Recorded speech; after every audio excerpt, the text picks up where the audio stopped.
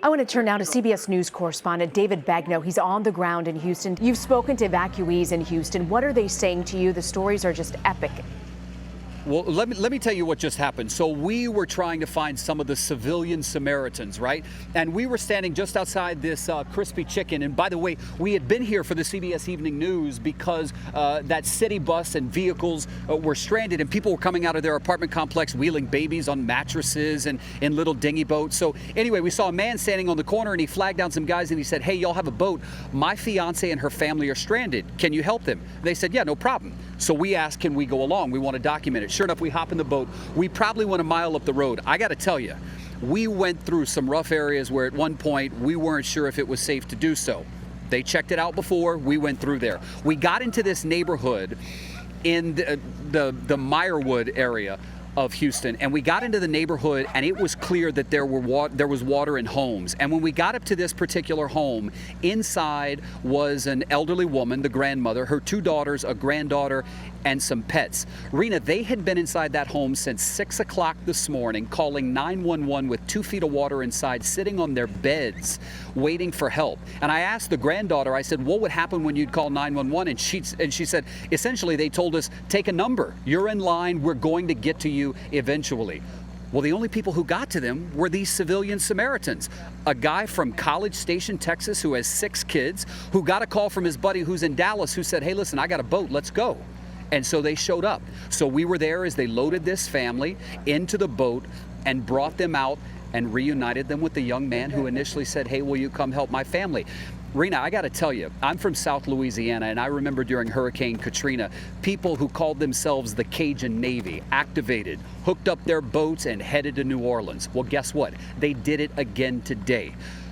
Cajun people along the Louisiana Gulf Coast who hooked up their boats and said, Houston, we're on our way. This just so happened to be some Texans who wanted to help. But I have to tell you, in going through the neighborhoods, I didn't hear any sirens. I didn't see any rescuers. It's not to say they're not here.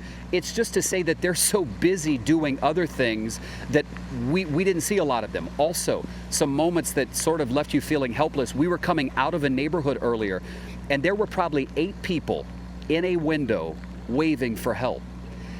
Now, I'm here to cover this. I'm not here to be affected by it. But you can't help but feel affected when you see, you can't help but feel helpless when you see 8 people waving out a window asking for help. Because what do you do? What do you do? These 2 Texans were bringing this one family. And I said to them, what are y'all going to do? And he said, we still got some daylight. We're not done. We're not done.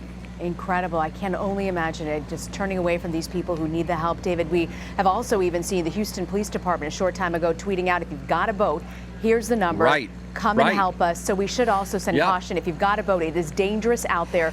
Coordinate with local authorities. It is very important. I want to ask you about these folks who are trapped. We're hearing more and more of these people. It seems almost as though they didn't see it coming. Was there enough preparation to warn these people who were in these flood areas? Look, I don't want to be the guy who says the officials didn't do enough, but I will tell you, the lady in the boat who was rescued, and we were there to witness it, said this.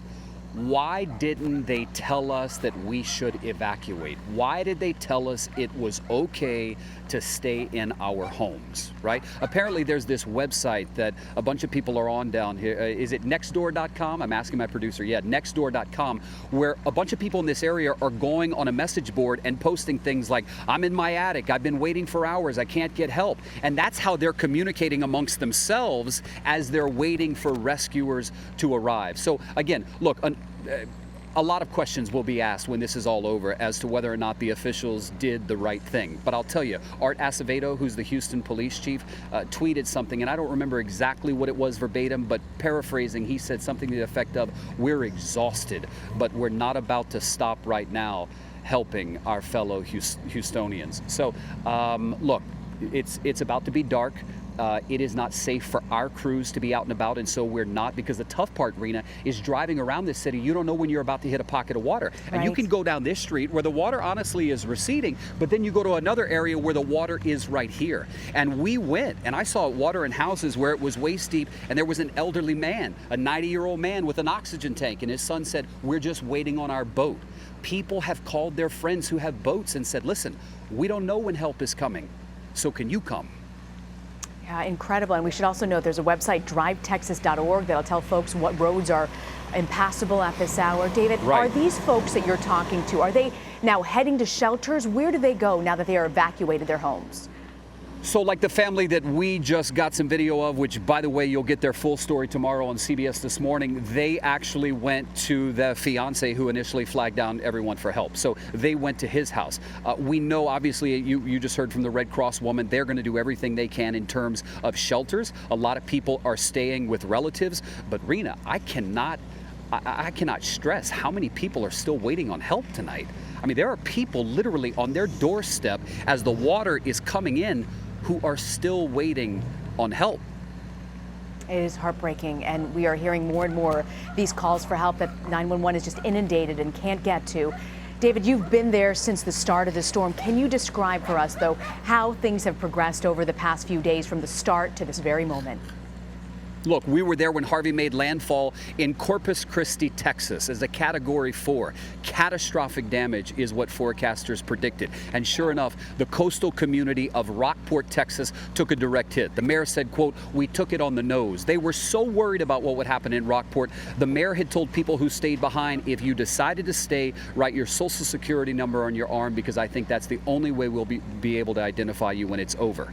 The good news is, there were only probably 12 injuries. They were not life-threatening. There was one death near Rockport in a nearby community.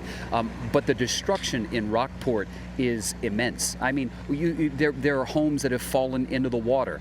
There are apartment complexes that had collapsed. There was a senior living complex where the roof collapsed and they were stuck because they called 911 and they said, "We can't get to you right now because it's too unsafe." Phone should be on vibrate, but we've had a lot going on today. Will you hold that David, for me, sir? Thank we look you. forward, David, to your reporting. I really want to thank you for giving us this look into exactly what it's been like for the folks in that area. Thank you very much. Our David Begnaud on the ground. You're very welcome.